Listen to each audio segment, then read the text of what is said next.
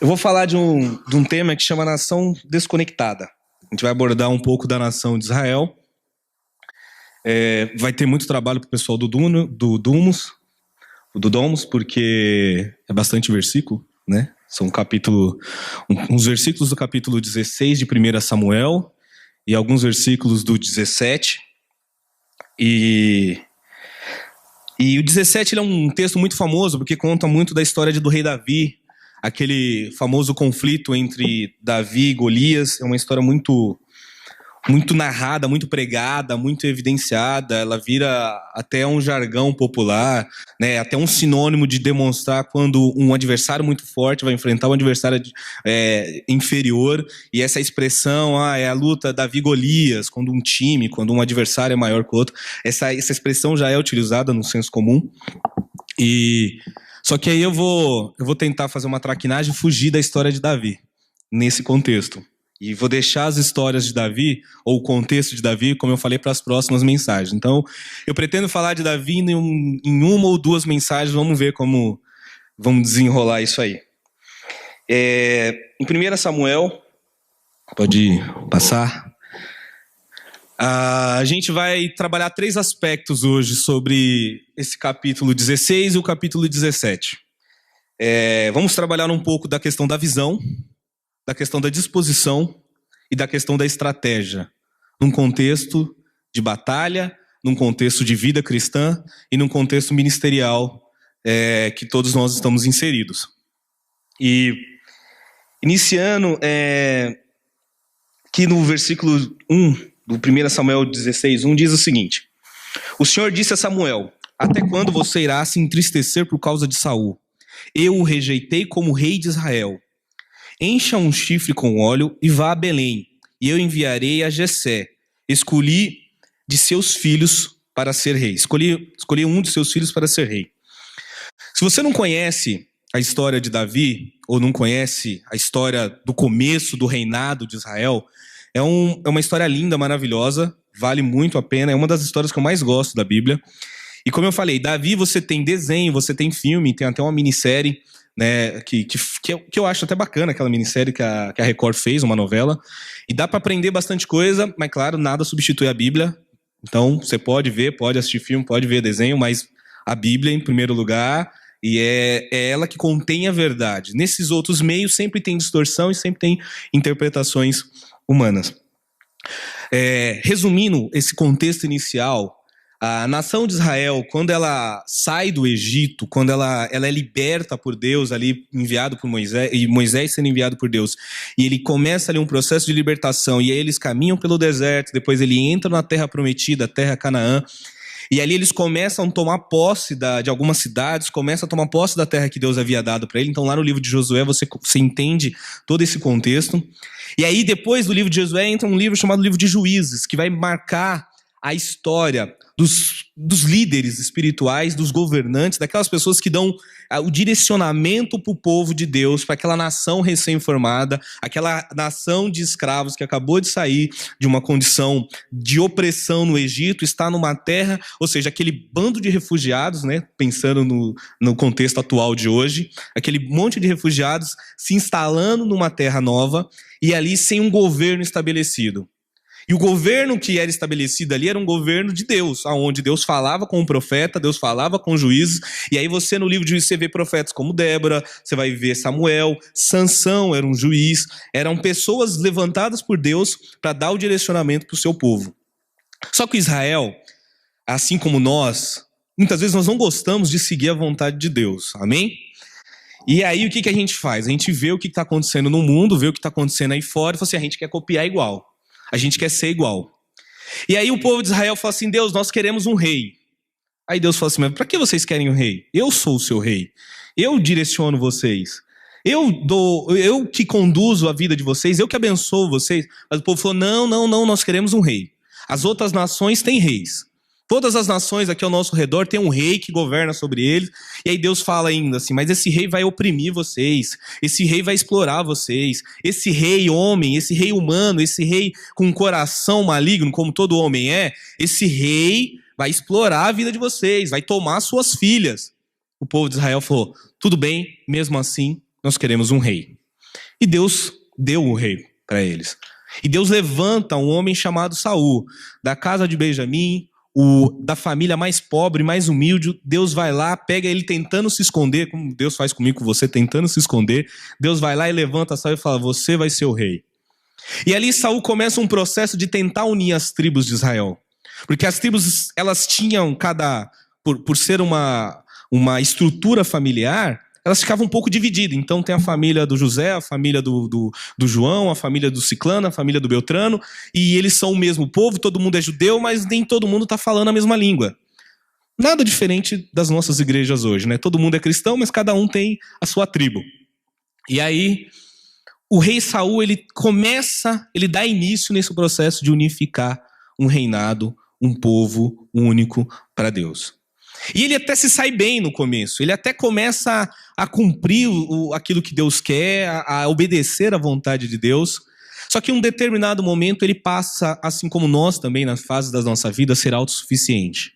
Ele começa a ser refém, ele começa a ser cativo das suas próprias conquistas, das suas próprias vitórias, da sua grandeza, do seu esplendor. E aí ele começa um processo de declínio, ao ponto que Deus fala, eu tomo de você o reino agora e vou dar para outro. Você não me serve mais como rei, você não me serve mais para conduzir o meu povo. Só que todo esse contexto, toda essa transição de Saul para Davi, toda essa transição de um governo para outro, houve alguns elementos que eu destaco nesse texto que eu acho que são fundamentais e tem muito a ver com a nossa vida, nesse processo de transição, de mudança. E aí, quando a gente avança, aqui o profeta Samuel está com dó, né? Até quando você se entristecerá por causa de Saul? Deus está dizendo, eu o rejeitei. A gente começa a ver aqui um primeiro conflito, um conflito entre Deus e o profeta. Há um conflito espiritual ali. Deus não está mais se agradando de alguma coisa, Deus não está mais feliz com algo, alguma coisa não está mais obedecendo a Deus, só que o profeta, o homem de Deus, continua insistindo naquele erro. E aí Deus fala, até quando você vai permanecer nesse erro? Como muitas vezes Deus fala para mim e para você, né? Até quando você vai ficar aí? Até quando você vai disputar comigo? Até quando você vai medir forças comigo? Até quando você vai ficar levando e não vai mudar? Então a gente já começa a ver o primeiro conflito ali nessa história. O profeta, aquele que é juiz, aquele que dá o tom espiritual, aquele que dá a direção espiritual para o povo de Deus, não está mais em sintonia, não está mais conectado com Deus. Ou seja, o profeta tem um olhar corrompido.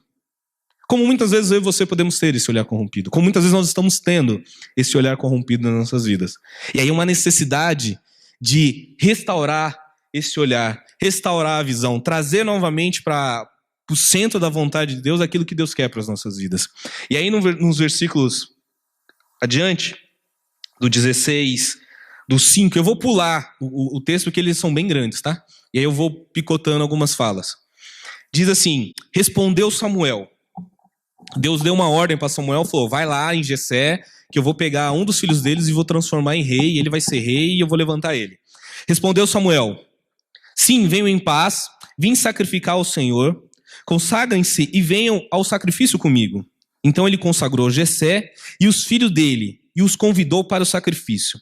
Quando chegaram, Samuel viu Eliabe e pensou, com certeza este aqui é o que o Senhor quer ungir. O Senhor, contudo, disse a Samuel, não considere a sua aparência nem a sua altura, pois eu o rejeitei. O Senhor não vê como o homem vê a aparência, mas o Senhor vê o coração. Um segundo aspecto de conflito entre Deus e o homem novamente, entre Deus e o profeta novamente. O profeta recebeu uma incumbência, vai lá e unge um dos filhos de Jessé. Ele chegou, olhou para o primeiro e falou assim, esse é forte, esse é grande, ele tem uma boa altura, ele tem uma boa estatura, então esse aqui vai servir para ser um bom rei. Engana-se o profeta. Mais uma vez mostra o quanto ele não está conectado com Deus. O quanto ele não está entendendo o propósito e a vontade de Deus para a vida dele, para a vida da nação. E aí começa a entrar em conflito. Então Jessé chamou Abinadab e o levou a Samuel. Ele, porém, disse, o Senhor também não escolheu a este. Então Jessé levou Samá a Samuel, mas este disse, também não foi este que o Senhor escolheu. Jessé levou a Samuel 7 de seus filhos, mas o Senhor lhe disse, O Senhor não escolheu nenhum destes. Então perguntou a Jessé: estão todos seus filhos que você tem? Jessé respondeu: ainda tenho o caçula, mas ele está cuidando das ovelhas. Samuel disse: traga-o aqui, não nos setaremos para comer até que ele chegue. Amém? E aí o profeta ele começa a entender um propósito de Deus. Muitas vezes nós temos mania de insistir no erro, né? Uma coisa deu errado, a gente fala, não, a próxima vai dar certo. Aí dá a segunda errada, fala, não, a próxima vai dar certo. Aí dá a terceira errada, não, mas a próxima vai dar certo. Você é assim? Você é teimoso que nem eu? Eu tenho essa mania, sabe? Dá errado, dá errado, dá errado. Eu falei, não, mas a próxima eu consigo. Eu tenho certeza que agora eu vou conseguir. E aí é onde tem os problemas.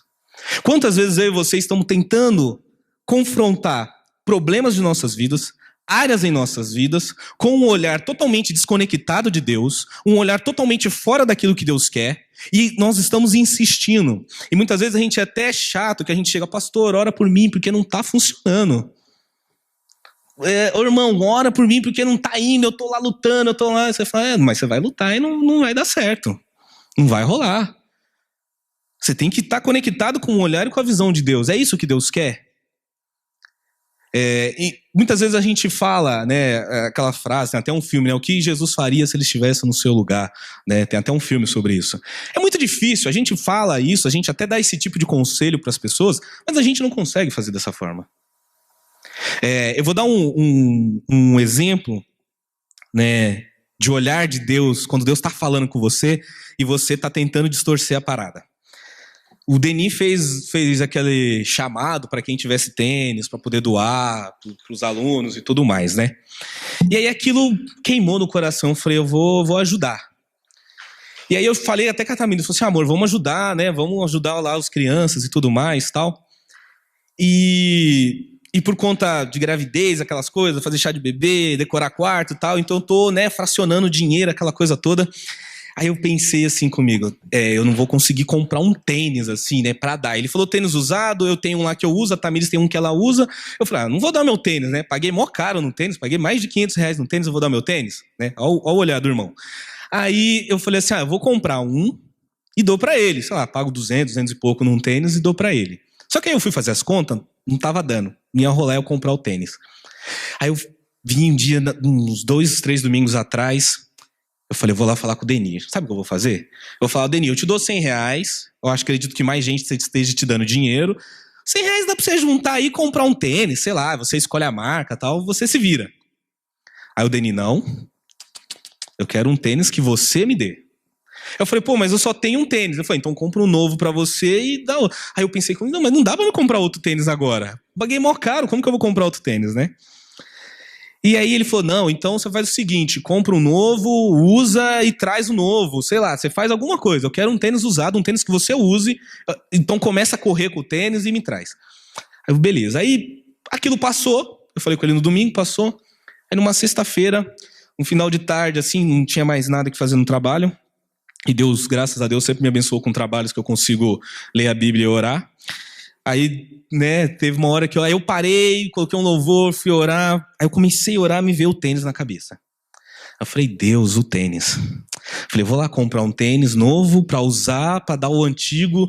Falei, mas um tênis é caro, eu não vou ter condições de comprar um tênis novo agora. Aí aquilo ficou incomodando. Aí eu trabalho lá nas clínicas, na Teodoro Sampaio, tem uma outlet da Adidas. Aí eu desci, fui lá, e eu sei que lá, outlet é só o nome, porque é extremamente caro aquele negócio. Aí cheguei e perguntei, onde tem tênis de corrida? Aí o vendedor me mostrou, aí eu vi um tênis, falei, nossa, aquele é muito louco, né? Cheguei lá, eu falei, deve ser caro esse tênis. R$109. Eu falei assim, não, mentira. Esse tênis por R$109? Aí eu falei, deixa eu ver se é 3 de 109, 5 de 109, alguma coisa assim, né? Aí eu olhei, não, é 109. Aí eu coloquei no pé, gostei, falei, vou levar. Aí fui passar no caixa. Aí o rapaz fazendo a gota, eu falei, vou passar no crédito. Aí ele falou assim, você quer parcelar? Eu falei, quero. Dá pra parcelar em quanto? Ele é 10. Eu falei, em 10? Sem juros? Ele é. Aí eu fui, tá bom. Aí eu subi a Teodoro, que é uns 400, 500 metros do meu trabalho, e falando comigo, nossa, eu vou pagar R$10 por mês num tênis melhor do que o que eu tô, e ainda vou poder abençoar lá as crianças do Denis com um tênis que eu usava. Né? E aí você começa a pensar o quanto a gente reluta quando Deus quer falar com você, né?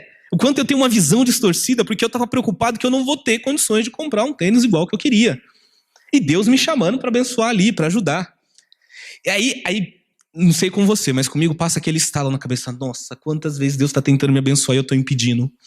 Aí você começa a lembrar de um monte de coisa que, de alguma forma, você sabia que era Deus falando com você, mas você não teve coragem, você teve medo. E a gente já vai entrar nessa parte da coragem daqui a pouco. Você não teve coragem, você teve medo. E aí você começa a pensar, meu Deus, o quanto eu estou impedindo que Deus opere milagres, que Deus me mostre o quanto Ele é bom comigo e o quanto Deus quer me usar para abençoar a vida de outras pessoas e eu estou sendo um impedimento nisso. Né? Então fica um pouco dessa reflexão, pensarmos dessa forma. O quanto o nosso olhar desconectado, o nosso olhar espiritual distante de Deus está fazendo com que eu e você venhamos ter passos que vai totalmente contra a vontade de Deus. Totalmente contra aquilo que Deus espera de nós. Totalmente contra aquilo que Deus está planejando para mim e para a sua vida. No livro, e aí mesmo Samuel, agora pro 17, a gente vai pular pro 17 já, vai dar um salto. Diz assim: os filisteus juntaram suas forças para a guerra e reuniram-se em Socó de Judá. Acamparam-se em Efes-Damim, entre Sucó e Azeca. Saul e os filhos os israelitas reuniram-se e acamparam no vale de Elá, posicionando-se em linha de batalha para enfrentar os filisteus. O povo filisteu, ele é um povo muito antigo na história da Bíblia. A antropologia fala que eles são do tempo dos faraós, inclusive, daquele período ali que o povo de judeus está sendo formado. E eles habitavam a região do Mar Egeu, então eles são um povo que tinha uma experiência marítima muito grande. Então eles são conhecidos como o povo do mar. Né? Eles faziam invasão, eles invadiam os outros territórios por meio do mar. E eles são divididos em 5 nações. Eles eram divididos, eles tinham um estabelecimento em 5 reinos. 5 príncipes que governavam, e eles tinham um projeto expansionista que é invadir a terra, né, ali de Canaã, aquele mesmo espaço que Deus colocou para o povo dele. E aí já começa um conflito espiritual. Sempre lembre-se, toda promessa que Deus te deu, tudo aquilo que Deus quer fazer na tua vida, tem um inimigo que quer fazer tão igual como. Amém? Então, se Deus quer abençoar a tua família, o inimigo quer destruir. Se Deus quer abençoar os teus negócios, o inimigo quer destruir. Se Deus quer te levantar para ser um instrumento na mão dele, o inimigo quer impedir que isso aconteça. Vai ter sempre uma força contrária, há sempre um choque contrário tentando impedir o agir, o mover de Deus e a promessa que Deus tem para a tua vida. Aqui na Bíblia está representado esse povo, os filisteus. Dando continuidade, no 3. Aí diz o seguinte: os filisteus ocuparam uma colina e os israelitas outra. Estando o vale entre eles, um guerreiro chamado Golias, que era de Gate, veio do acampamento filisteu, tinha 2,90 metros de altura. Ele usava um capacete de bronze e vestia uma couraça de escamas de bronze que pesava 60 quilos. Nas pernas usava uma caneleira de bronze e tinha um dardo de bronze pendurado nas costas. A haste da sua lança era parecida com uma lançadeira de tecelão, e a sua ponta de ferro pesava 7 quilos e 200 gramas. Seu escudeiro ia à frente dele. A palavra Golias significa tanto gigante como grande. E é interessante assim que o povo de Israel, como eu falei, quando eu dei uma introdução na história, eles já vinham num processo de conquista. Eles já vinham tendo batalhas anteriores. Eles já vinham conquistando muitas coisas. Só que de repente surgiu um gigante na frente dele. Assim como eu e você. Você começa a buscar Deus, você se batiza, você começa a se envolver no chamado, no ministério, você começa a frequentar as atividades da igreja, você começa a viver algumas experiências com Deus e de repente surge um gigante, uma adversidade quase impossível de ser transponível, quase impossível de ser ultrapassada. Eis que surge na vida do povo de Israel um gigante. Um detalhe que eu ocultei da história de Saul, que Saul, é muito interessante isso, Saul, ele era o homem mais alto de Israel. De todas as tribos, de todos os homens de Israel, o mais alto era Saul. E olha o que acontece. Olha quem se levanta contra o reinado dele, um gigante. Já parou para pensar que na área que você se sente mais seguro, você se sente mais estabelecido, você se sente mais forte, um gigante pode aparecer para confrontar? Porque para mostrar para você que não é por força nem por violência, porque se você se julga forte, o inimigo tem muitas vezes a capacidade de se mostrar mais forte que você. Se você se julga tão convicto naquela área, se você se sente tão bom naquilo que você faz, se você acha que você não precisa de Deus para superar, para vencer, que aquilo que você tem é tão bom que você pode passar por cima das pessoas, que você pode ultrapassar qualquer área da sua vida, aí surge um gigante ao ponto de você falar assim, eu sou grande, mas esse cara é enorme. Você pode ter falado assim, não, mas eu sou bom, eu faço tudo certo, mas o problema que apareceu na minha vida não adianta. Sabe quando aquela estatura religiosa surge dentro de nós? Aí mas eu oro, mas eu prego, mas eu sou uma bênção, mas eu sirvo a Deus. Sabe aquele mando de coisa que você vai colocando dentro de si para justificar o quanto você é bom diante de Deus e o quanto Deus precisa fazer na tua vida? Aí Deus vem, levanta um gigante e fala assim, não, você não é tudo isso. Porque se você fosse tudo isso, se você é tão de oração, se você é tão de palavra, se você é tão de Deus, se você é tão usado, por que você está com medo agora do gigante? Por que esse gigante está pondo medo em você? Isso nos amedronta, né? Quantas vezes eu já passei por isso? Quantos gigantes eu já enfrentei na minha vida que eu falo assim, não, aqui é comigo, pode vir. E aí eu paro e falo, meu Deus, preciso de ajuda. Preciso que Deus faça algo na minha vida. Um inimigo do qual não estavam preparados para lutar. Um inimigo que foge à nossa lógica. Quando você pensa, por exemplo, em áreas da sua vida, no seu casamento, na sua empresa, na sua vida financeira, sua vida ministerial, há gigantes que são intransponíveis. E muitas vezes nós começamos a ter a mesma atitude que o povo de Israel teve. Ele se coloca de um lado da batalha e aqui nos versículos, né, vai dizer que o povo teve medo dele.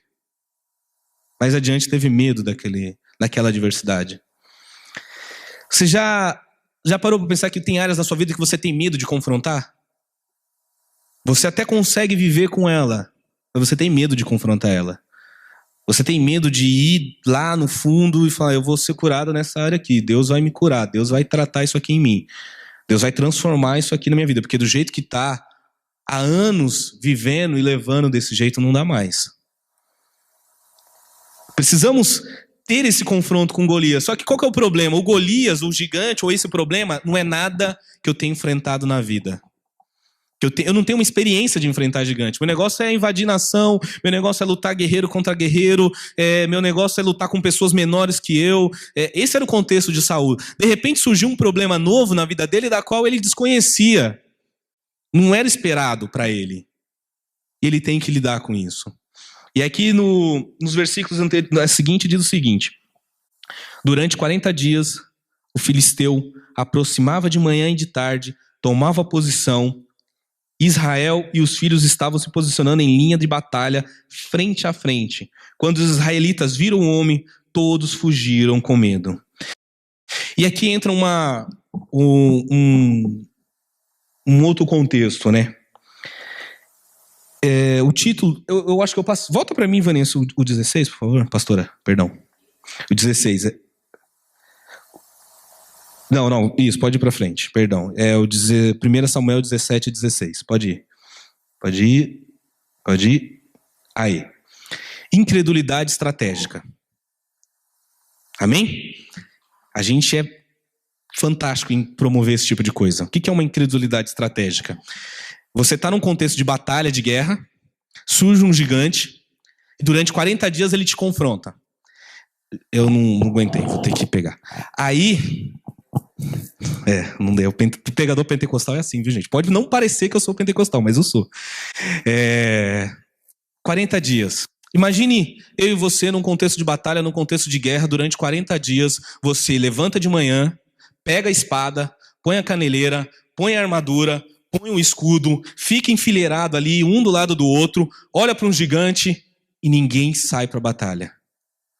Imagine eu e você durante anos, venho no culto, leio a Bíblia, recebo oração, faço uma série de coisas, mas não enfrento o gigante.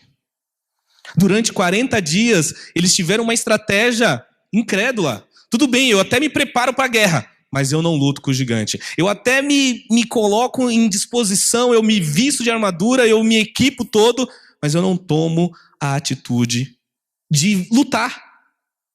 Eu não tomo a atitude de lutar. E aí você tem que transportar, lembra? O gigante é as áreas da sua vida. Imagine o tanto que você está se preparando durante todo esse tempo, o tanto você está adquirindo conhecimento durante todo esse tempo, o tanto você está recebendo durante todo esse tempo. Aí você sabe que tem um gigante, só que você chega diante dele, o gigante continua te afrontando, fala umas palavras de maldição contra a tua vida, você volta para casa e tem medo. Aí amanhã, no dia seguinte, você volta novamente, põe a caneleira, põe a armadura, pega a espada, pega o escudo, fica enfileirado para a batalha, mas não toma um passo, não toma uma atitude. Quantas áreas das nossas vidas estão travadas? Quantas atitudes radicais eu e você precisamos tomar? Nesse processo de transição de uma nação para outra, e olha que eu não estou falando de Davi, eu estou ocultando Davi da história. Davi está impermeado aqui no meio. Só que olha como que está constituída essa nação, olha como que está esse processo. Um profeta que não se conecta com Deus, um profeta que não tem um olhar alinhado com a vontade de Deus, um profeta, uma nação que não consegue enxergar espiritualmente aquilo que Deus está falando. Aí, além de ter um problema de olhar, de visão, um problema que não consegue enxergar a proposta de Deus, torna-se agora uma nação que se prepara para a guerra, mas não entra na batalha. Ele se prepara para a guerra, ele se coloca em condição de batalhar, mas ele não luta. Quantos de nós, quantos irmãos espalhados por aí, nós vivemos nessa condição? De se preparar, de buscar, de receber muitas vezes palavra, promessa, receber visão, receber uma palavra de Deus para o seu coração, Deus te chamando, só que aí você não toma a atitude. O gigante é muito grande, você olha e você tem medo. Assim somos nós, nesse confronto. Golias representa os muitos obstáculos e armadilhas que encontramos na vida, sejam eles espirituais ou físicos. Embora talvez nunca encontremos gigantes de carne e osso como inimigos físicos, com certeza encontraremos gigantes simbólicos que podem nos confrontar no reino espiritual e físico. Estes Golias tentarão nos conquistar, mas como Davi, temos a graça de Deus ao nosso lado e Deus nos dará poder para enfrentar e vencer esses gigantes enormes. Como Davi, podemos usar a menor de nossas armas para derrotá-los. Não precisamos de artilharia pesada para o trabalho. Precisamos apenas de poder de oração, da palavra de Deus e da graça de Deus para derrotar qualquer coisa em nosso caminho que nos mantenha temente. Amém? Isso é uma estratégia, é uma ação, é um agir e um mover de Deus. Amém? No 24 diz assim, quando os israelitas viram o homem, todos fugiram de medo. E aí vou pular lá para o 33. Respondeu Saul, o 25, né? Faltou o 25, perdão. Vou ler aqui o 25 para vocês. Os israelitas diziam entre si, vocês viram aquele homem? Ele veio desafiar Israel. O rei dará grandes riquezas a quem o matar. Também lhe dará sua filha em casamento e isentará de impostos em Israel a família de seu pai. E aí começa um processo quase de corrupção aqui, né? Ninguém tem mais vontade agora de lutar pela nação, ninguém tem mais vontade de lutar por Deus, ninguém tem mais vontade de... Agora eu começo assim, eu vou para a igreja se Deus me abençoar. Eu vou servir se Deus me der algo em troca. O que eu ganho se eu enfrentar essa batalha? O que eu vou ganhar com isso? E começa um processo, né, de quase corrupção. O que para Davi vai se tornar uma motivação a mais. Davi vai ver uma oportunidade nisso. Mas Davi, como eu falei, é para as próximas, amém? Respondeu aqui no 33.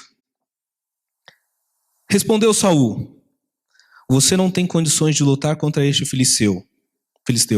Você é apenas um rapaz e ele é um guerreiro desde a sua mocidade. Amém? Você já recebeu palavra de desânimo na sua vida? Quando você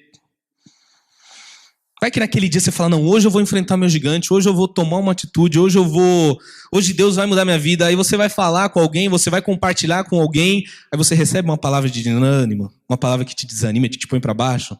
Sabe aquele dia que você chega no trabalho e o patrão não te dá nem bom dia, sei lá, no seu negócio, nem bom dia você recebe bronca, você recebe reclamação. Sabe aquela fase na vida do relacionamento que você tá até pensando, não, hoje eu vou propor pra gente sair, pra fazer alguma coisa, e já entra uma briga, já entra um conflito, e você fala, o que eu tô fazendo aqui? O que tá acontecendo? Por que eu tô levando isso ainda? Sabe, esse dia... Alguém vem e fala assim, então, sabe o seu problema? Realmente, ele é muito grande, você não vai conseguir. Sabe por quê? Porque você não é guerreiro. Você não é guerreiro. Sabe, você já ouviu isso?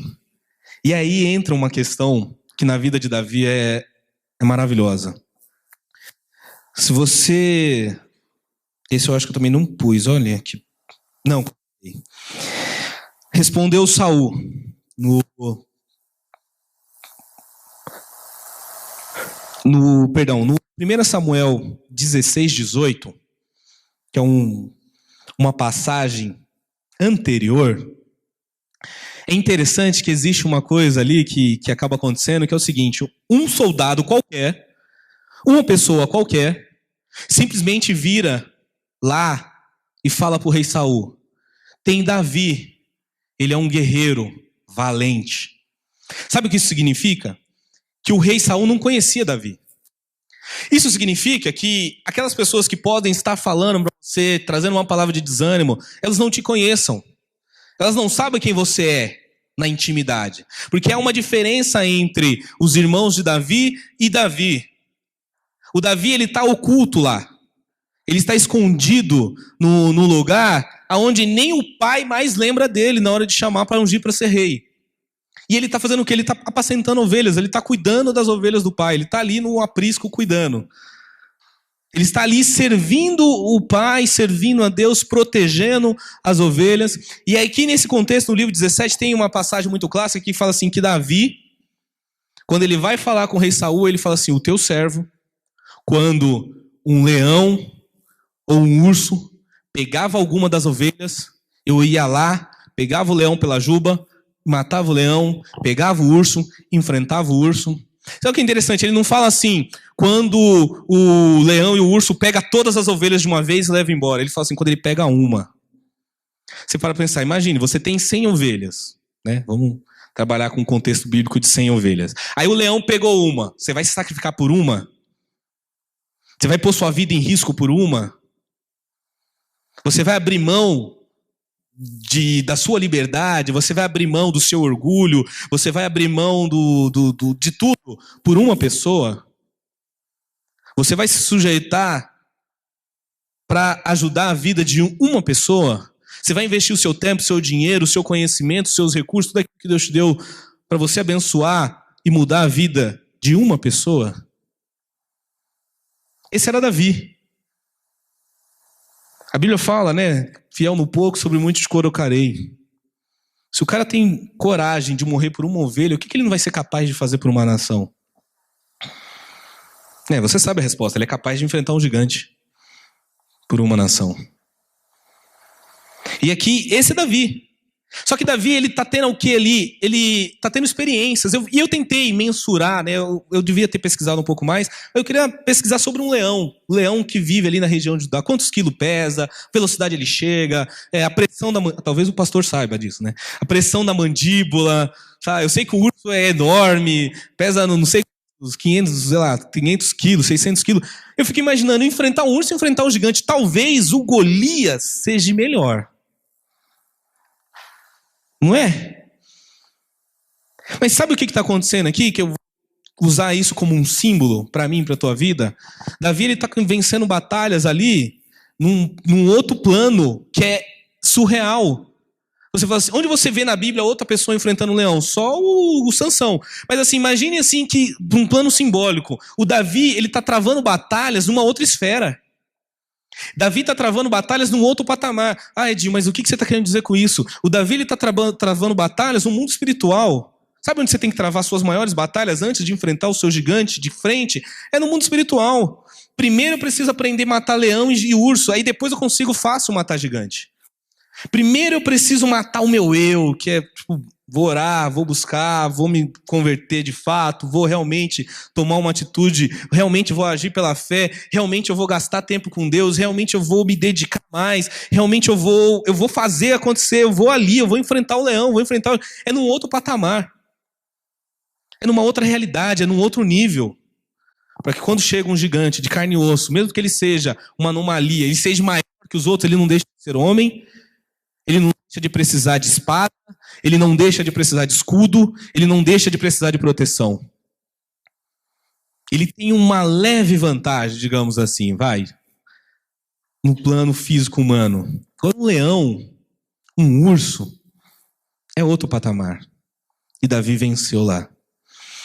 Sempre trabalhei com jovens, né, na igreja, e às vezes eu conversava com algumas mães, né, que ia na igreja, tal, vinha de vez em quando, aí eu perguntava, e aí, seu filho, como que tá, tal? Ah, tá aprontando, tá isso, tá aquilo, tá dando trabalho, aí vai lá uma hora conversar com ele, vai lá, Edinho, e às vezes eu me sentia meio impotente, que eu falava assim, gente, mas eu não consigo fazer nada.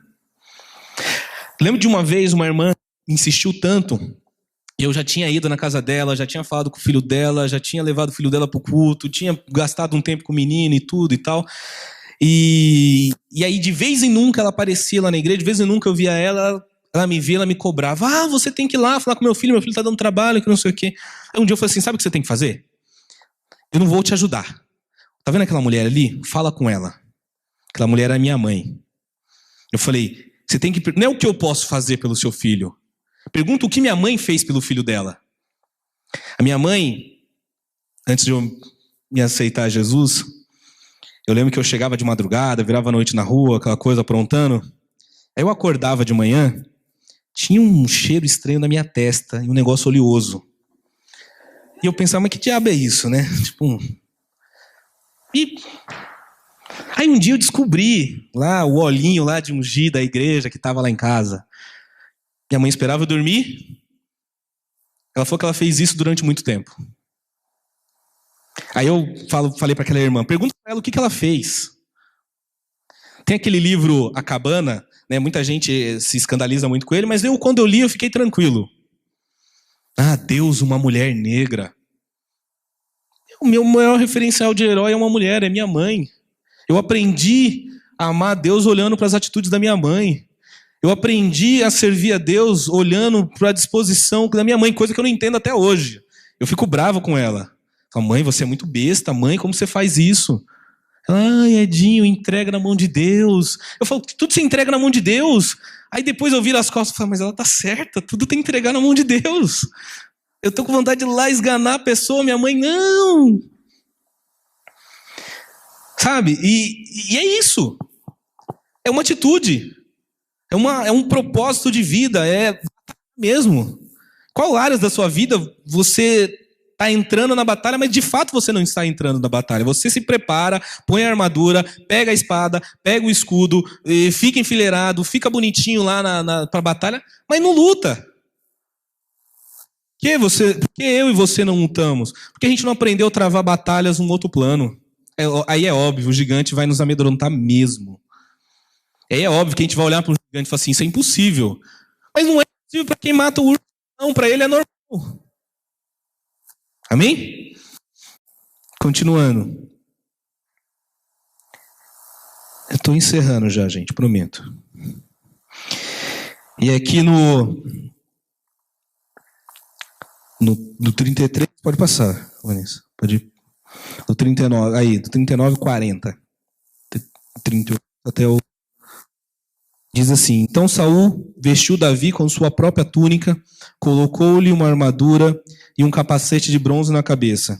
Davi prendeu a sua espada sobre a túnica e tentou andar, pois não estava acostumado com aquilo. E disse a Saul, não consigo andar com isso, pois não estou acostumado. Assim tirou tudo aquilo. Amém? Esse é o último versículo que a gente vai ler. Como eu falei, a história de Davi fica para as próximas. E aí entra uma outra problemática, né, em toda essa história. Tentar lutar contra o inimigo com armas que não fazem mais efeito. Recapitulando, um olhar corrompido, uma estratégia incrédula, e agora você tentar usar as ferramentas que não servem para a batalha. Nós estamos falando de um outro patamar. Nós estamos falando de um Golias. Não vai ser com as mesmas armas. Não vai ser. Vai exigir mais de mim e de você. Vai exigir mais oração, vai exigir mais conhecimento, vai exigir mais humilhação perante Deus, vai exigir. Mas não é com as mesmas armas. Não é com aquilo que eu estou acostumado a lutar. Não é com aquilo que eu aprendi, que eu venho trazendo historicamente da minha família, do meu olhar religioso. Não é com as mesmas armas. Deus está nos desafiando a buscar uma estratégia melhor, uma estratégia nova para enfrentar as batalhas. É um desafio para todos nós. Tem um pregador que eu gosto muito dele, que é o Leonardo Ravenhill. Tem um vídeo que eu sempre assisto dele, assim, sempre que eu me sinto meio para baixo, eu vou lá e assisto um vídeo que fala de uma pregação que ele está fazendo sobre chamada unção. E ele conta uma história que um outro pregador muito famoso, o Tower, ele está sentado com uma carta que ele recebeu de um pastor e ele começa a chorar e o Ravenhill pergunta assim, nossa, mas por que você está tão emocionado com essa carta? E ele fala o seguinte, essa carta aqui é mais importante que se fosse uma carta do presidente dos Estados Unidos. Ele, nossa, mas por quê? E aí ele começa a contar uma história que uma vez na África, eles estavam plantando um ministério na África do Sul, uma igreja, e um dia eles fizeram um culto e chegou uma pessoa, e ali naquele dia ela foi marcada, se rendeu aos pés de Cristo, aceitou Jesus e um transformar maravilhoso na vida dele. E aí quando, lá aquele costume americano, né, que o pastor fica na porta ao final para cumprimentar as pessoas, ao final o pastor estava lá para receber os membros da igreja, aí conversou com aquele senhor, aquele homem, e falou assim, tudo bom, seja bem-vindo, que bom que você veio, como eu posso te ajudar? Aí o virou para ele e falou assim, me dá uma igreja. Aí o pastor olhou assim, como assim me dá uma igreja? Ele, me dá uma igreja. Ele, mas é a primeira vez que você vem numa igreja hoje, né? É isso, é a primeira vez que eu vim hoje, aceitei Jesus, Deus é maravilhoso e tal. Então, o que eu posso fazer para você? Me dá uma igreja. Aí o pastor, você tá brincando, né? Não, tô falando sério. Me dá uma igreja. Aí o pastor olhou, falou assim, você acha que eu tenho igreja do bolso para tirar, para dar para um, para dar para outro? Não é assim. Você tem uma educação formal? É o homem. Não. Aí o pastor olhou, tá, esse cara tá de brincadeira, né? Você tem uma formação teológica? Frequenta algum seminário bíblico? O homem, não, é a primeira vez que eu venho na igreja. Então o pastor olhou e falou assim, estranho, né? Mas tudo bem. O homem foi embora e aquele homem não voltou no próximo culto. Ficou quase um mês sem aparecer. Depois de um mês, aquele homem apareceu, ficou lá no culto, Deus agiu poderosamente de novo. Ao final da pregação, o pastor foi cumprimentar com ele. E aí, tudo bem? Como você tá? Você não sumiu e tal? E aí, o que você quer? Tudo bem? O que eu posso fazer? Então, pastor, eu continuo com o meu pedido, me dá uma igreja. O pastor olhou assim, nossa, mas por que você quer tanto uma igreja? Aí ele falou, então, lembra aquele domingo que eu pedi uma igreja para o senhor? Eu saí daqui, que eu moro a muitos quilômetros de distância, e fui andando para casa, né, porque é muito longe. Aí, de repente, eu parei no meio da floresta, entrei na floresta, achei uma trilha, entrei no meio da trilha, fui para perto de um riacho, achei uma caverna e entrei dentro da caverna. Fiquei lá 21 dias falando com Deus. Porque se tudo aquilo que foi pregado é verdade, Deus vai me usar para mudar a vida das pessoas. E eu vou fazer isso através da igreja. Porque se isso não acontecer, Deus mentiu para mim. E aí ele fala que no processo desses 21 dias, Deus falou com ele poderosamente. E por isso que ele estava retornando à igreja. E aí, claro, o pastor, diante disso, ficou impactado. Falou, bom, essa semana tem reunião do presbitério, vamos conversar com eles e vamos ver o que eles pensam, né? Aí o presbitério tinha uma igreja com 5 membros afastados, uma choupana, uma área bem rural, bem distante. Falou, vamos dar para ele lá, não tem ninguém para cuidar, então deixa ele lá. E depois de 2, 3 anos, a igreja tinha se tornado um contingente de 1.200 pessoas, e esse pastor saiu pregando, fazendo coisas incríveis. Só que aí ele tem até uma data, né? Ele fala que 17 de novembro, todo ano, o pastor volta para a caverna e vai falar com Deus. E aí vai restaurar a visão, vai restaurar a unção, vai restaurar a comunhão, vai continuar buscando novos desafios de Deus para mudar. Sabe, eu contei essa história, talvez, né, você pode falar, mas história fantasiosa, pode até ser. Então, vou te dar uma real, por exemplo. Você pega um homem com 33 anos, que um dia foi lá, batizado num rio por um outro doido, ele virou e falou assim, então, eu vou mudar o mundo. E pegou uns 12 cabloquinhos lá, uns meninos atrapalhados da vida, um pescador bocudo, um cobrador de impostos corrupto, uns caras meio estranhos, um corrupto lá que gostava de roubar o dinheiro. E chamou esses 12 e mudou o mundo. Em 1517, um jovem leu que a salvação é pela fé e mudou o mundo. O nome dele é Martinho Lutero. Sabe? O que eu e você podemos fazer para fazer uma revolução nas nossas vidas? No nosso casamento, na nossa casa, no nosso ministério, na nossa história. Há inúmeras histórias aí que quando realmente eu olhar para o gigante e falar, eu vou enfrentar esse gigante, eu vou passar por cima dele. Eu vou atravessar ele. Se você, na próxima pregação, a gente vai ver Davi, como ele confronta o gigante. Aquela frase célebre dele, né? Você vinha a mim com espadas e lanças, mas eu vou a ti em nome do Senhor dos Exércitos. Não é do exército de Saul, não é do exército de... É o Senhor, é o dono dos exércitos, é o Senhor, é o Deus da batalha. É Ele que faz, Ele que transforma, é Ele que muda, e Ele que nos convida para um processo revolucionário nas nossas vidas. Uma mudança radical. Sabe, eu quero que você saia daqui hoje pensando em qual área da minha vida esse gigante tem me afrontado durante muito tempo. E está na hora de eu tomar uma atitude radical. Está na hora de eu... Se eu tiver que primeiro ir para a caverna, se eu tiver que primeiro ir para um outro patamar, enfrentar leão, enfrentar gigante, mas eu volto para derrubar esse Golias. Amém?